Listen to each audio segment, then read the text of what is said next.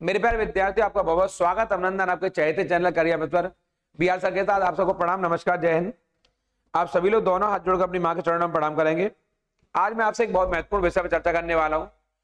प्राचीन काल में कौन कौन से विदेशी आक्रमण हुए हैं, इन पर आप चर्चा करते रहेंगे। और आज हमारी जो एक बहुत विशेष सेशन होने वाला है, मैं आपसे इंडो ग्रीक पर, शकों पर, पहलव पर और कुषाणों पर इस पूरे वीडियो में चर्चा करूंगा। इसे अंत तक इस चैनल पर बने रहेंगे। अगर आपने इसको सब्सक्राइब नहीं किया है, तेजी सब्सक्राइब कर लीजिए। लाइक शेयर करना बिल्कुल नहीं भूलेंगे, क्योंकि बहुत इंपॉर्टेंट सेशन होने वाला है आपके लिए। और मैं आपको ले चलता हूं आपके चहेते इसी प्लेटफॉर्म पर, यहाँ पढ़ाई की पंचायत पर, और यहीं पर हमारी बातचीत होगी आपसे इस प्लेटफॉर्म पर। और हमारी जो बातचीत होने वाली है वो विदेशी आक्रमण पर होने वाली है। ये जो प्राचीन काल में जो विदेशी आक्रमण हुए, कौन से वाले?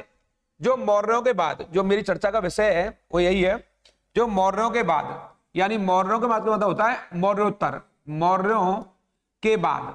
तो मौर्यों के बाद का मतलब मैंने पीछे ही बताया आपको।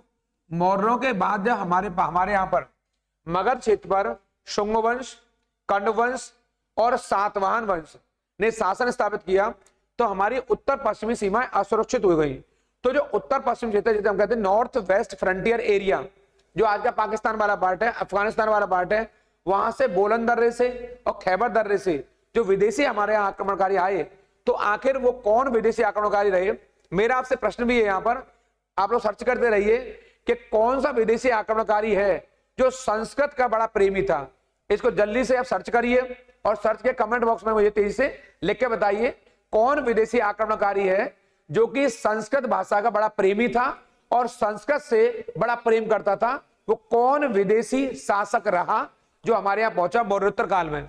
तो जो मौर्यों के बाद वाले काल को मैं आपसे चर्चा जारी करूंगा यहीं से। मौर्यों के बाद वाले काल को मौर्योत्तर कहते हैं। क्या कहते हैं?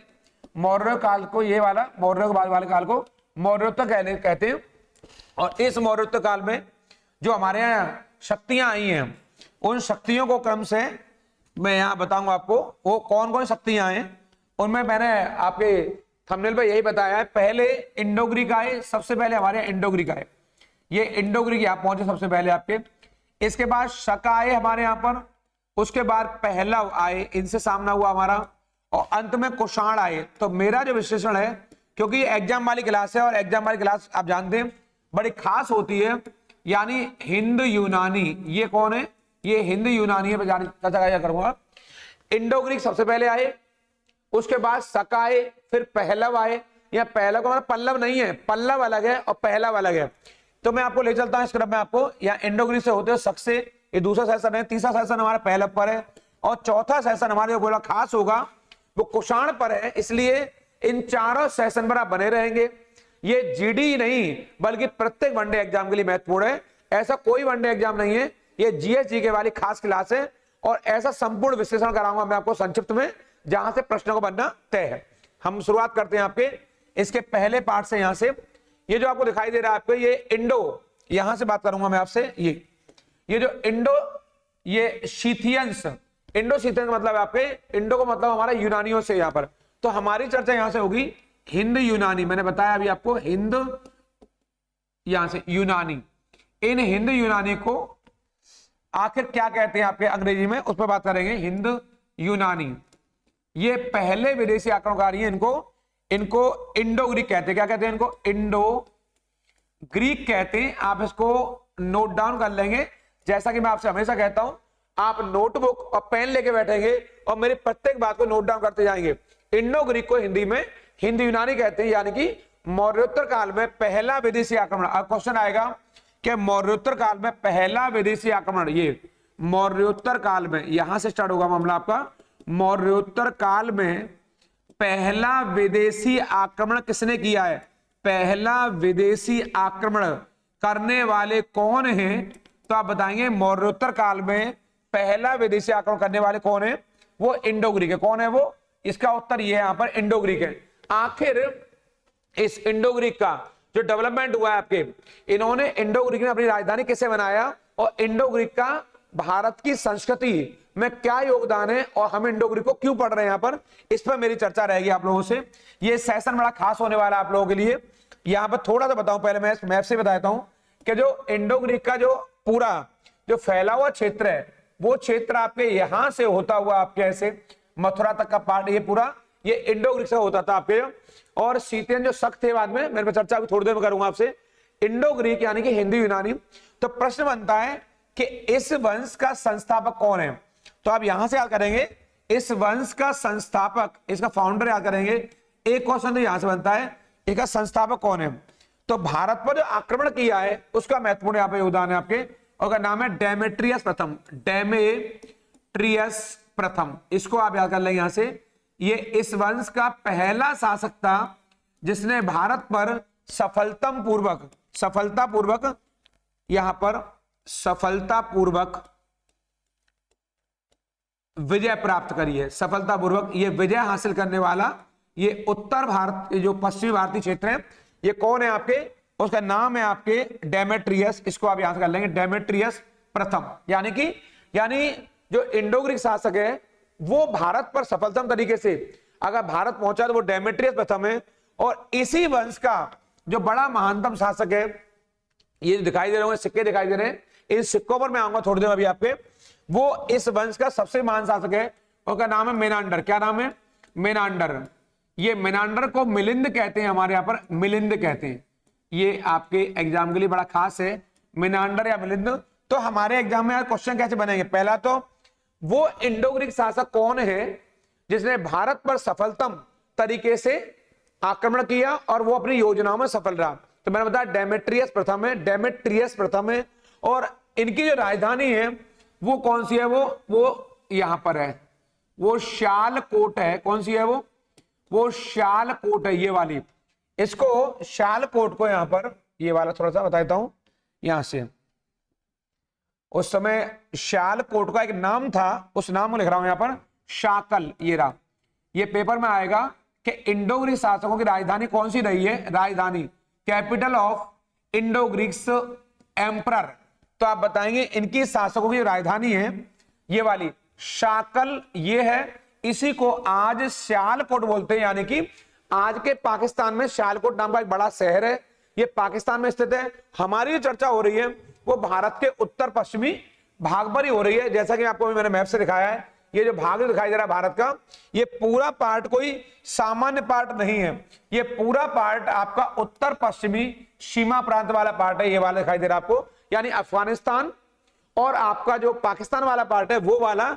चूंकि अखंड भारत था, बड़ा भारत था, इसलिए हमारी यह बात हो रही है आप लोगों से। तो जो इनकी राजधानी इंडो ग्रीक शासक की, वो कौन सी राजधानी है, साकल या सियालकोट आज बोलते हैं। ये पाकिस्तान में स्थित है आपके। और मेनांडर इस वंश का सबसे महान शासक है, ये इस वंश का सबसे महानतम। ये रहा, क्वेश्चन आएगा इंडो ग्रीक में सबसे महानतम शासक कौन है, तो आप बताएंगे कौन है, वो मेनांडर है, जो आपके लिए बड़ा इंपॉर्टेंट है। यार इसको भारतीय ग्रंथों में मिलिंद कहते हैं। अब इसको हम क्यों याद करते हैं, क्यों महत्वपूर्ण है, क्योंकि ये इंडो ग्रीक ईसाई है और ये भारत में आकर के कहीं ना कहीं हमारे एक बौद्ध भिक्षु थे, उनका नाम है नागसेन। क्या नाम है, नागसेन।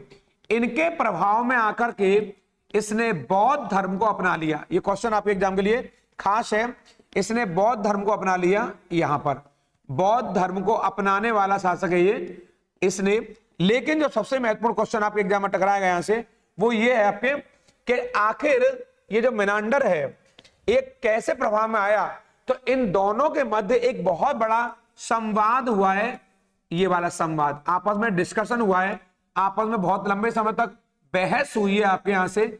इसका बड़ा तगड़ा यहां से हमें उल्लेख मिलता है डिस्कशन का आपके। और इनमें जो डिस्कशन हुआ है वो डिस्कशन का नाम है मिलिंद पन्नो। ये वाला मिलिंद, हमारे काम की बात है, मिलिंद पन्नो, ये वाला यहां से क्वेश्चन आता है। मिलिंद पन्नो का जो आशय है, मिलिंद पन्नो का जो अर्थ है, वो अर्थ कोई सामान्य अर्थ नहीं है, बल्कि इसका अर्थ है मिलिंद के प्रश्न। यहां पर कर देता हूं इसको थोड़ा सा, मिलिंद के प्रश्न, यानी कि ये मिलिंद मिलिंद के प्रश्न।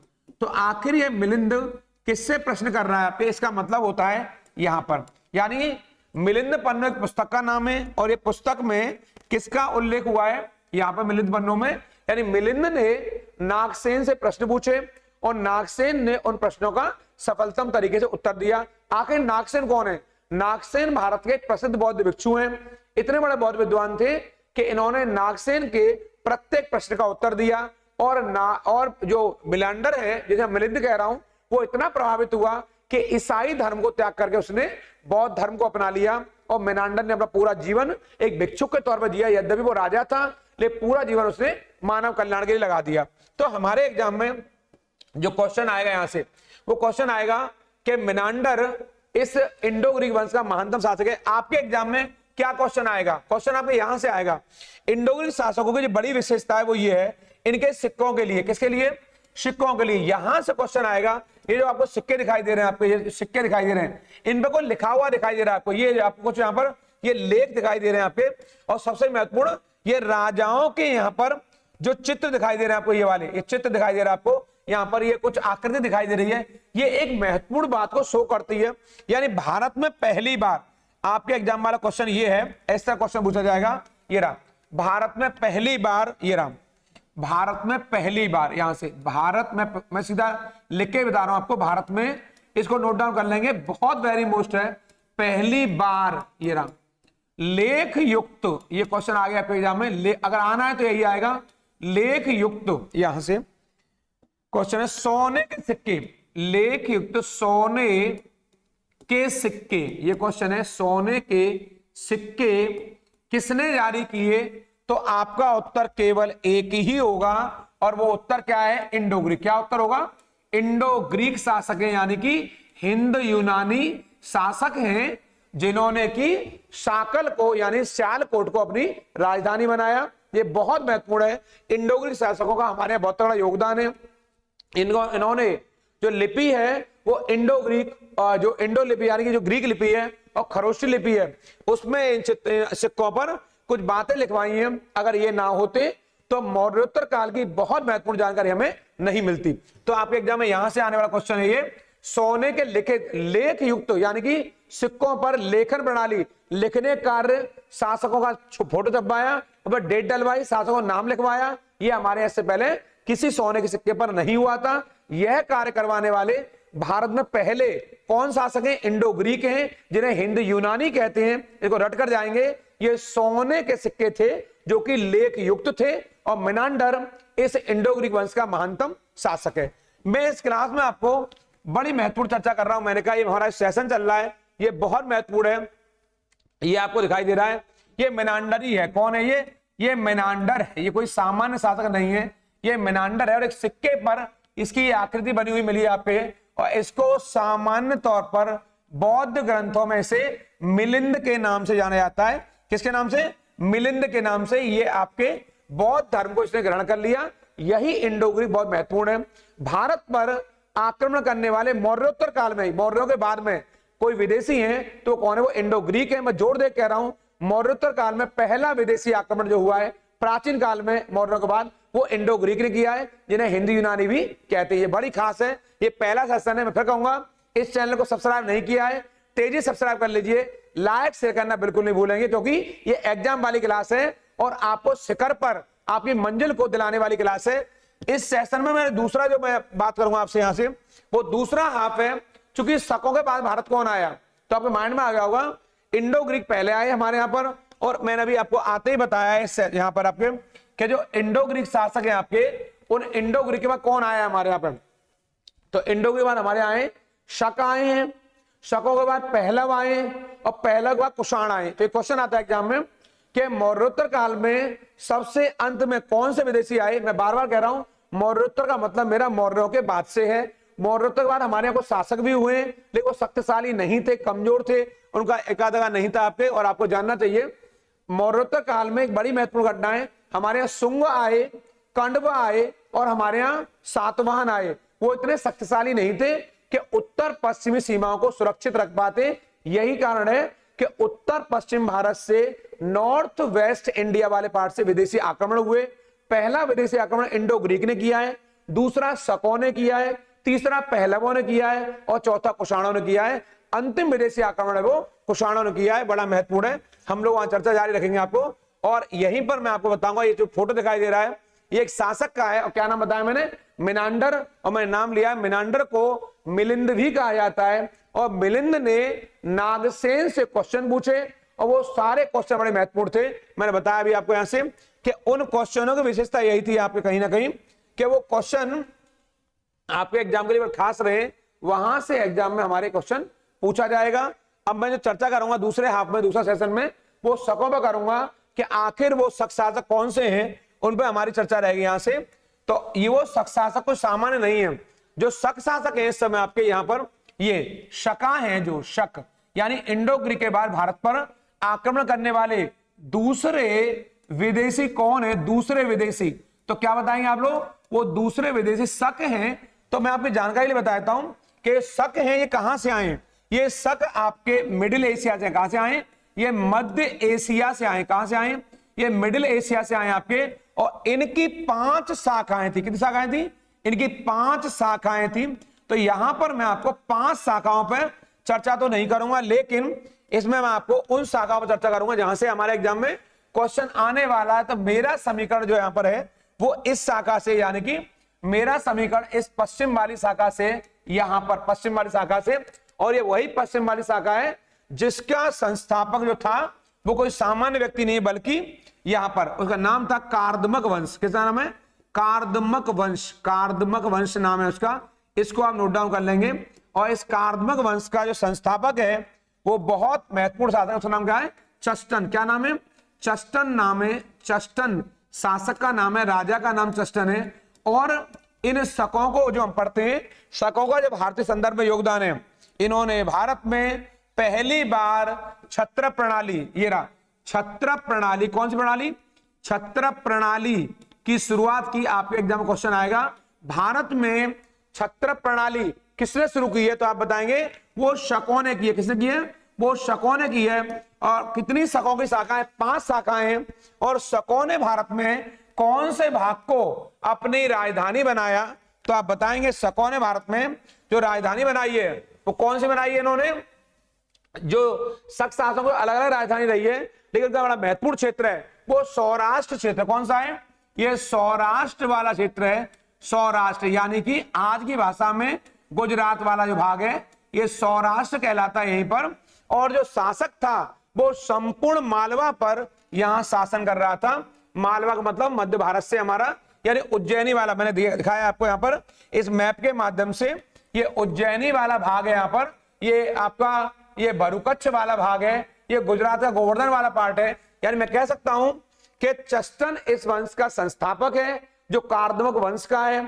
और अन्य 4 शाखाएं उन पर बात नहीं कर रहे हैं यहां पर। लेकिन इस वंश का जो सबसे महान शासक है वो कौन सा है, उसी को बताया था मैं आपको। जहां से हमारे एग्जाम में क्वेश्चन आएगा वो शासक और कोई नहीं बल्कि रुद्रदामन है। कौन है वो रुद्रदामन है, जिसके लिए इतिहास पूरा रेडी रहता है आपका। कहीं ना कहीं रुद्रदामन का भारत के संदर्भ में बहुत बड़ा योगदान है। ये इस वंश का महानतम शासक है।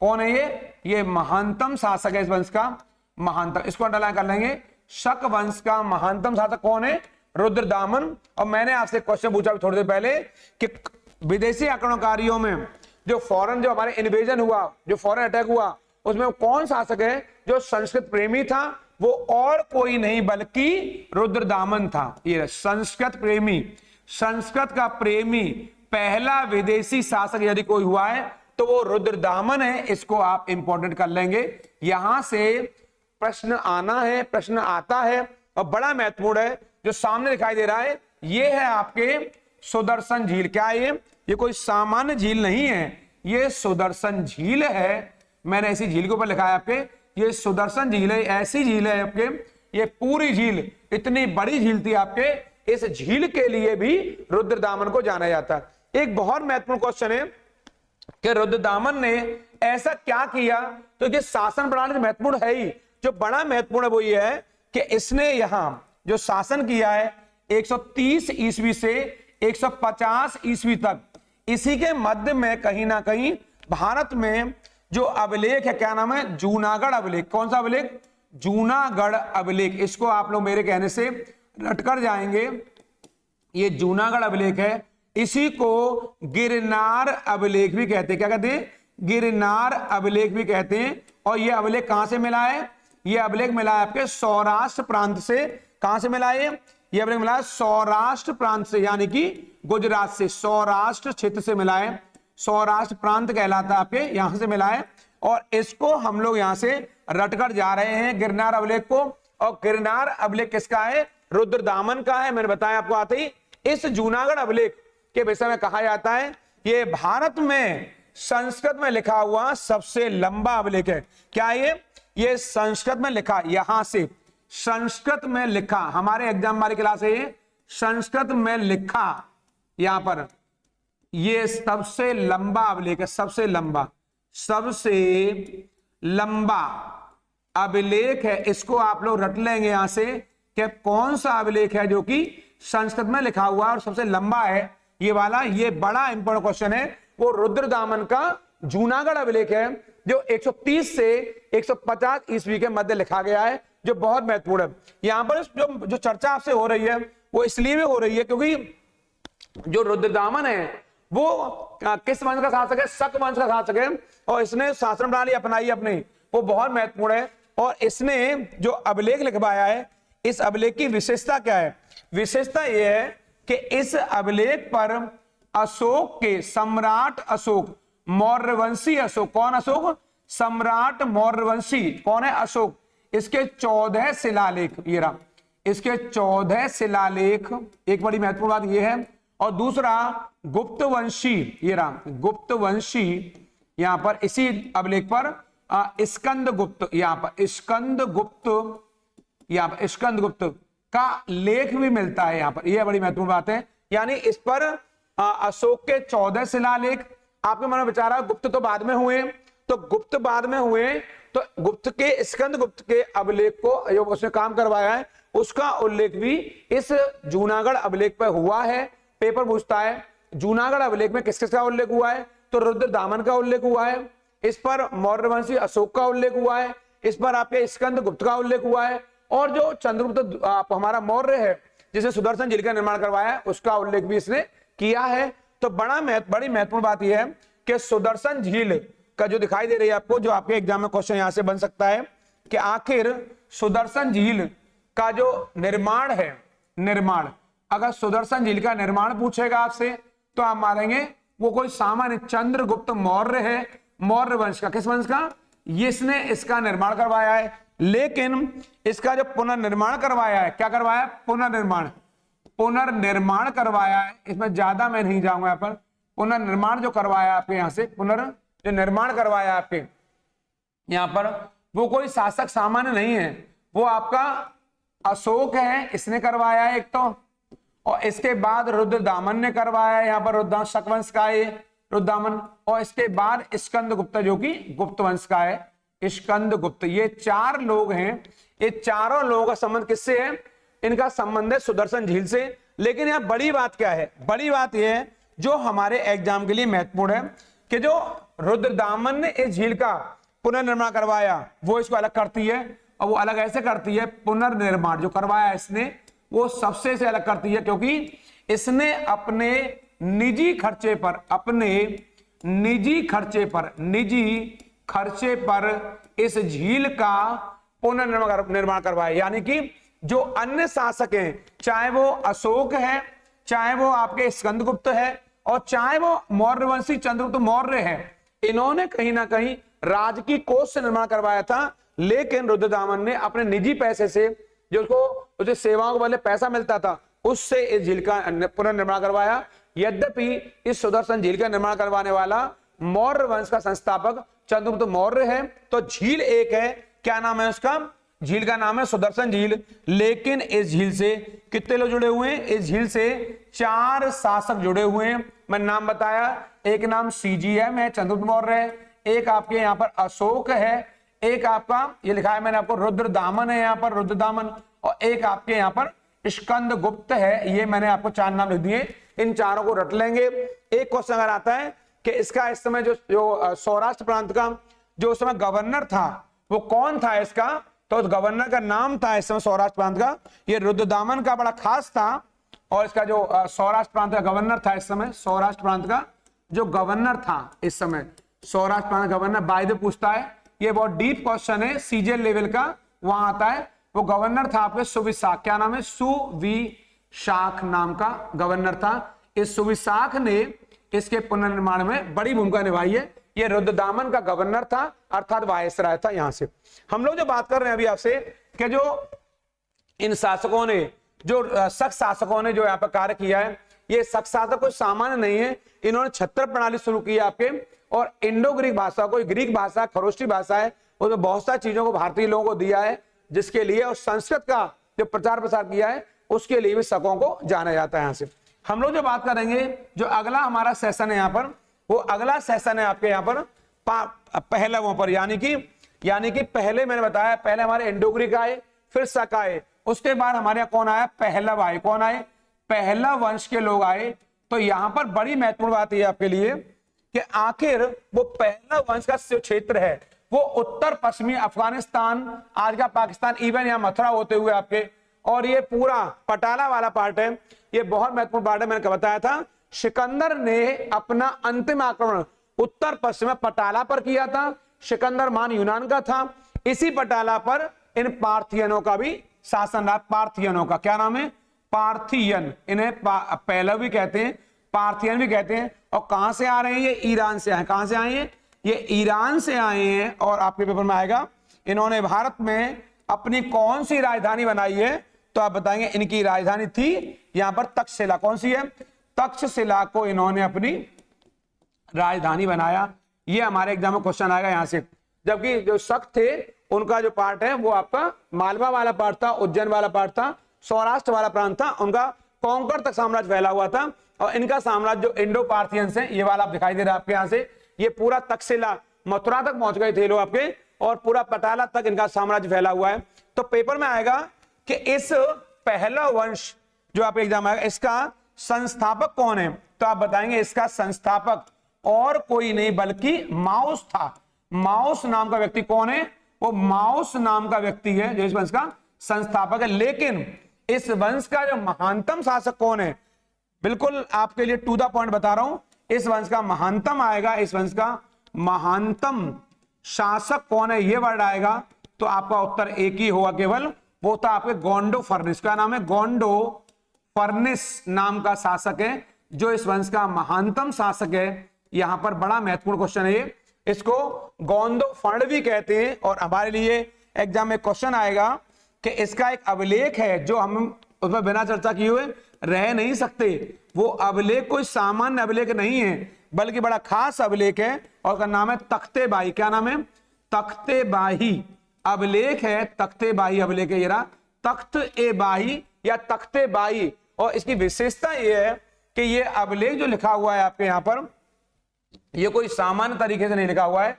इस अभिलेख की विशेषता यह है कि तख्ते बाही अभिलेख मिलता है हमारे यहाँ पर, तो इस तख्ते बाही को इन्होंने उसमें लिखवाया खरोष्टी लिपि में, ये लिखा हुआ अभिलेख है। कौन सी लिपि में? खरोष्टी लिपि में लिखा हुआ अभिलेख है यहाँ पर। इसको अब विशेषता इसकी ये मानी जाती है आपके। और ये किसका है आपके? ये गोंडो फर्निस का अभिलेख है जो आपके लिए बहुत महत्वपूर्ण है, हमारे एग्जाम में क्वेश्चन आता है। गोंडो फर्निस ने हमारे सिक्के भी जारी किए। और एक महत्वपूर्ण बात, इसी के समय में एक ईसाई प्रचारक, क्रिश्चियन प्रचारक हमारे आया है। ईसाई धर्म का प्रचारक जो करने आया है, ईसाई प्रचारक जो आया है, पहला भारत पहुंचने वाला पहला क्रिश्चियन पादरी है हमारे यहाँ, उसका नाम क्या है? Saint Thomas. इसको क्या कर लेंगे? सेंट थॉमस नाम का व्यक्ति है जो भारत पहुंचने वाला पहला ईसाई धर्म प्रचारक है। इसको मेरे कहने से आप याद रख लेंगे, ये गोंडो फर्निस के शासन काल में ही भारत पहुंचा है। ये हमारे लिए बहुत बहुत बहुत वेरी मोस्ट इंपोर्टेंट है, इसको आप यहां से याद करके जाएंगे, ये बहुत महत्वपूर्ण है। इसके अलावा मैं आपको बताऊंगा इस क्रम में जो पहलवों के बाद भारत आए वो कौन है? वो कुषाण है। कौन है वो? कुषाण है। मैं फिर एक बार बताऊंगा आपको, कुषाण वंश के लोग हैं यहां पर, मैंने बता दिया है। विस्तार से चर्चा मैं अगली क्लास में करूंगा, अगली वीडियो में, जो एक बड़ी महत्वपूर्ण क्लास होगी। ये एग्जाम वाली क्लास है, इसलिए इन बातों को रट के जाएंगे। पहले इंडो ग्रीक आए, फिर शक आए, फिर पहलव आए, और फिर एंड में कुषाण आए। यानी मौर्योत्तर काल में सबसे अंत में जो आक्रमण किया है वो किसने किया है? कुषाणों ने किया है।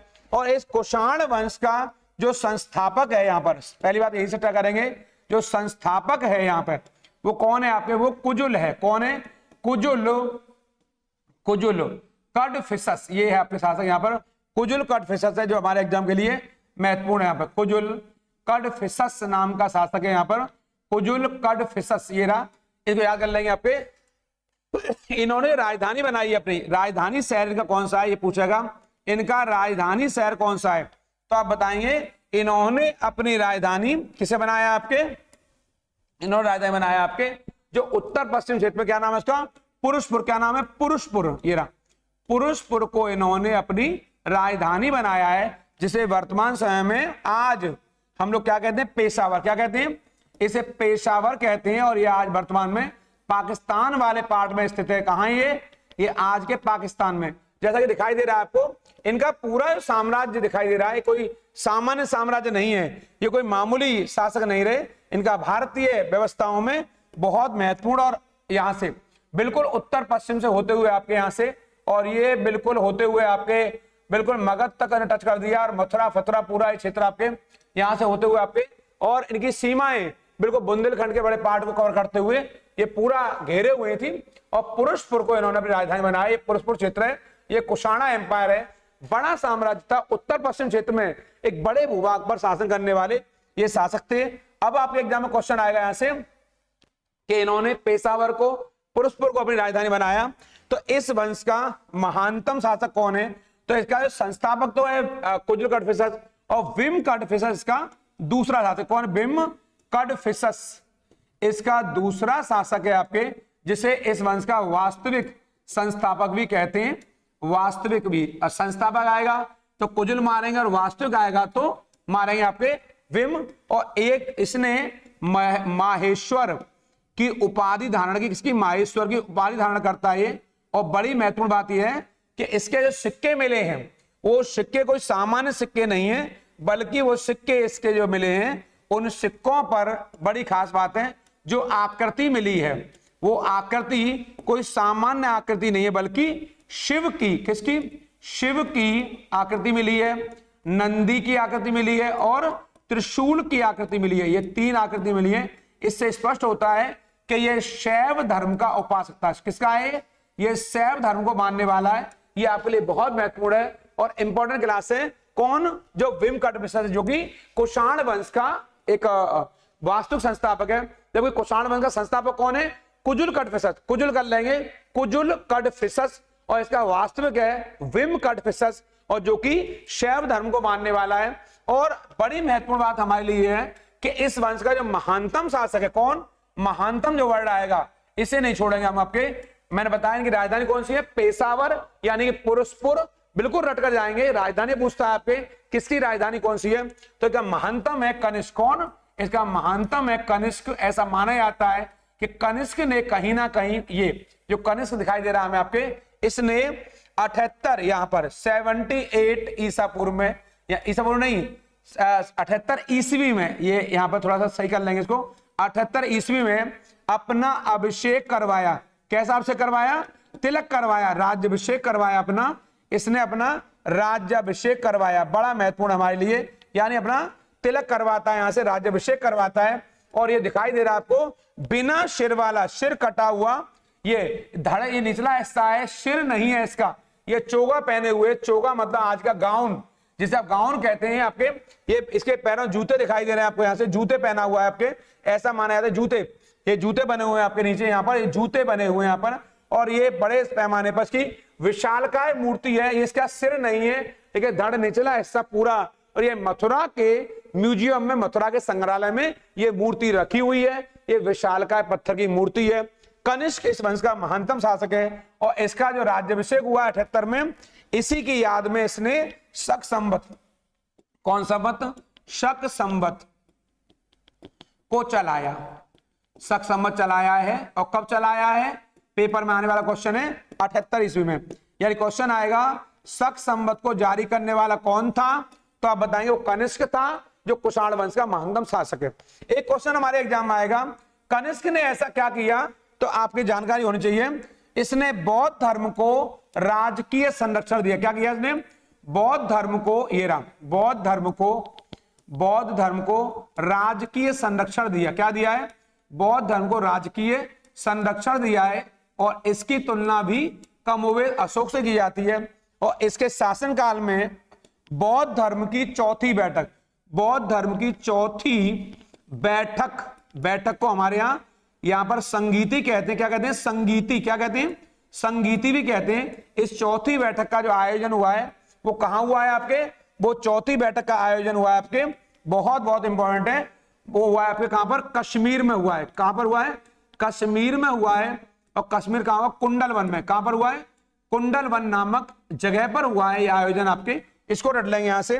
और एक क्वेश्चन आपके एग्जाम में आएगा कि इस बैठक की अध्यक्षता करने वाला कौन है, तो आप बताएंगे इसकी अध्यक्षता कोई सामान्य आदमी नहीं कर रहे थे, बल्कि महानतम बौद्ध भिक्षु थे, वो अध्यक्षता कर रहे थे। क्या नाम है उनका? वसुमित्र। क्या नाम है? वसुमित्र नाम है। इसको रट के जाएंगे यहां से, यानी इसकी अध्यक्षता कौन कर रहे हैं? वसुमित्र कर रहे हैं आपके। और यहीं पर जो बौद्ध धर्म है वो दो शाखाओं में विभाजित हो गया, जो आपको यहां से रटकर जाना है। वो शाखा कौन सी है? वो शाखा है हीनयान संप्रदाय। हीनयान संप्रदाय, ये रट के जाएंगे यहां से। और दूसरा है महायान संप्रदाय, यानी कि बौद्ध धर्म दो भागों में यहां बट रहा है आपके। कहां पर? हीनयान और महायान के तौर पर। और ये कनिष्क के शासनकाल की बात है। कुषाणों को इसलिए याद किया जाता है, उन्होंने शुद्ध मात्रा में सोने के सिक्के बड़ी मात्रा में जारी किए। क्या किए?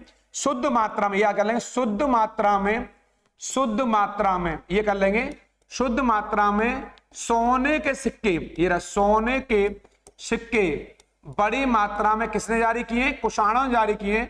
आपका उत्तर यहां से होगा, ये क्या उत्तर है? कुषाण। किसने जारी किए? कुषाणों ने जारी किए। और आपके एग्जाम के लिए एक क्वेश्चन और आएगा, बड़ी शुद्ध मात्रा में अगर आएगा लिखे हुए सिक्के आएगा तो इंडो ग्रीक मारेंगे, शुद्ध मात्रा में आएगा तो कुषाण मारेंगे। और सबसे ज्यादा सोने के सिक्के किसने चलाए? तो गुप्तों ने चलाए। तो गुप्तों के सिक्कों में जो अन्य धातु का मिश्रण होता था उसको याद कर लेंगे यहां से। और आपको बताएंगे कुषाणों ने ही, कुषाण ही वो शासक है जिन्होंने शिल्क रूट पर, किस पर? शिल्क रूट पर, शिल्क मार्ग पर कब्जा कर लिया था। शिल्क मार्ग को हिंदी में आपके रेशम मार्ग भी कहते हैं। ये वही रेशम मार्ग है जहां से चीन का रेशम यूरोप को जाता था। कहां? किसका रेशम? चीन का रेशम। चीन का रेशम था वो विदेशों में जाता था। और इन कुषाणों ने इस रूट पर क्या कर लिया? कब्जा कर लिया, अधिकार कर लिया। एक प्रकार से आज की भाषा में ये टोल टैक्स लिया करते। क्या लिया करते? ये टोल टैक्स लिया करते थे। और इस टोल टैक्स के बल पर इन्होंने अत्यधिक धन अर्जित किया। आपके ये मार्ग आपके हमारे जो कश्मीर वाला भाग है वहां से होकर जाता था, उत्तर पश्चिम से होकर जाता था। इस पर कब्जा कर लिया, अधिकार कर लिया। चीन का रेशम जा सकता है, लेकिन उसके बदले आप हमें टैक्स देना पड़ेगा, तभी आपका माल यूरोप जाएगा या कहीं विदेशों में जाएगा। और इस रेशम मार्ग के बल पर पेपर में क्वेश्चन क्या आएगा? शिल्क मार्ग पर अधिकार किसने किया है? तो कुषाणों ने किया है। ये बहुत महत्वपूर्ण है। और कुषाण वंश का महानतम कौन है? तो बताएंगे वो कनिष्क है। और कनिष्क ने 78 ईस्वी में शक संवत चलाया है, जो वर्तमान समय में भारत सरकार का राष्ट्रीय पंचांग है, जिसे हम नेशनल कैलेंडर कहते हैं। कुषाणों की बड़ी उपलब्धि ये सिक्के हैं। ये सिक्के सोने के, किसके हैं?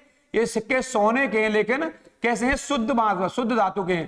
शुद्ध धातु के अर्थात इनमें सोने की मात्रा बहुत ज्यादा है। ये सिक्के जारी किए। ये सिक्के, इन पर नाम लिखा हुआ है आपका। ये यहाँ पर कनिष्क के तौर, कुषाण के तौर पर यहाँ पर लिखा हुआ है यहाँ पर। और शासक की ये मूर्ति बनी हुई, जिससे शो होता है कि इनके सिक्कों में सोने का परसेंटेज, सोने का कैरेट होता है, 24 कैरेट के सोने को शुद्ध सोना कहते हैं। ये हमारे लिए बहुत महत्वपूर्ण है। इसका जो कुषाणों की बड़ी विशेषता है कनिष्क की, इसके समय में दो शैलियों का विकास हुआ। क्या हुआ? दो शैलियों का विकास हुआ। और इन शैलियों को हमारे यहां पर ये गांधार कला, क्या कहते हैं? गांधार कला। ये रहा, गांधार कला और मथुरा कला। कौन सी कला? मथुरा कला के नाम से जाना जाता है। आपके मन में विचार आ रहा होगा कि आखिर ये कला क्या है, तो मैं आपको बहुत संक्षिप्त में बताऊंगा आपको, क्योंकि ये हमारी एग्जाम वाली क्लास है। फिर कहूंगा, इस चैनल को सब्सक्राइब नहीं किया है, सब्सक्राइब कर लीजिए। लाइक शेयर करना बिल्कुल नहीं भूलेंगे, क्योंकि एग्जाम वाली क्लास है, सिलेक्शन वाली क्लास है, मंजिल को दिलाने वाली क्लास है। ऐसे छोटे छोटे पहलुओं पर मैं आपके अन्य वीडियो में पूरा इतिहास, पूरा भूगोल, पूरा संविधान, पूरा साइंस ट्रैक, जनरल साइंस और इकोनॉमिक्स और पूरा करंट अफेयर्स, मैंने कहा है ये 60 दिन वाली क्लास है। 31 जनवरी तक मैं पूरा जीएस खत्म कर दूंगा। ये संक्षिप्त में पढ़ा रहा हूं आपको। पेपर में यहां से क्वेश्चन आएगा, एक कला क्या है, तो आप बताएंगे इन कला का संबंध है यहां से। कहां से? यहां से। इसमें बुद्ध की मूर्तियां बनाई गई हैं। ये गांधार कला है, यहां दिखाई दे रही है मूर्ति, और ये आपके कोई सामान्य नहीं है बल्कि ये यहाँ मथुरा कला है, इसमें आपके बुद्ध की मूर्ति बनी है। आपके इन मूर्तियों में बहुत बड़ा अंतर है, सौम्य है, खड़ी हुई है, तगड़ी मूर्ति है। ये आपको दिखाई दे रहा है आंख खोले हुए, यहाँ पर आंख सामने की ओर दिखाई दे रही है, या थोड़ी आंख झुकी दिखाई दे रही है आपके। इनमें क्या अंतर है, तो पेपर में आएगा गांधार कला और मथुरा कला का विकास किसके समय हुआ है, तो आप बताएंगे कुषाणों के समय हुआ है। और इसे कराने वाला कौन था, इसे कराने वाला कनिष्क था। कौन था, वो कनिष्क था। और इसी के शासन काल में, यहां पर इसी शासन काल में बौद्ध धर्म की चौथी बैठक का आयोजन हुआ है। और कहां पर हुआ, कश्मीर में हुआ है, कश्मीर के कुंडलवन में हुआ है, मैंने बता दिया है। और इन कला का संबंध कैसे, बौद्ध धर्म की मूर्तियों से, बौद्ध धर्म की मूर्तियों से, यानी कि बुद्ध धर्म की जो मूर्तियां बनाई गई हैं उसका सीधा संबंध कैसे आप बताएंगे। इनका सीधा संबंध है इससे, गांधार कला से और मथुरा कला से, यानी कि बौद्ध धर्म की जो मूर्तियां बनी हैं उनका सीधा संबंध है गांधार कला से और मथुरा कला से, क्योंकि इन पर पूरा प्रभाव मथुरा की संस्कृति का और इस पर आपके अफगानिस्तान में स्थित गांधार क्षेत्र का, जिसे आप गांधार कहते हैं, उसका पड़ा हुआ है। बुद्ध की जितनी मूर्तियां बनी हैं वो या तो मथुरा कला में बनी है या पर गांधार कला में बनी है। इस पर मैं चर्चा अगले वीडियो में विस्तार से करूंगा।